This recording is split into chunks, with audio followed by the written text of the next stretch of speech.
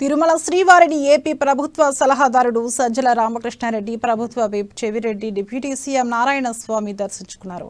ఉదయం వీఐపీ విరామ సమయంలో స్వామివారిని దర్శించుకుని మొక్కులు చెల్లించుకున్నారు. అయితే వీరికి స్వాగతం పలికిన ఆలయ అధికారులు స్వామివారి దర్శనం ఏర్పాట్లు పూర్తి చేసి పట్టు వస్త్రాలతో సత్కరించారు.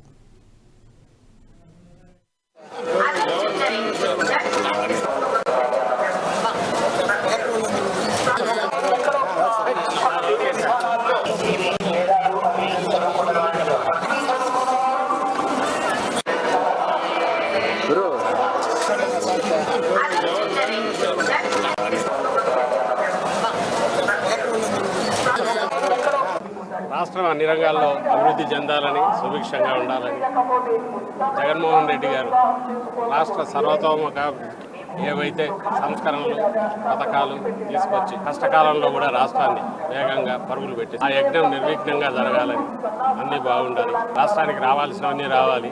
అలాగే రాష్ట్ర ప్రజల ఆకాంక్ష, 3 ప్రాంతాల ఆకాంక్ష లేదా 3 ప్రాంతాల ప్రజల ఆశలు నెరవేర్చే అధికార వికేంద్రీకరణ, 3 రాజధానుల రూపంలో అధికార వికేంద్రీకరణ ఏదైతే తలపెట్టామో దానికి అడ్డంకులుగా తొలగి వెళ్ళేంత త్వరగా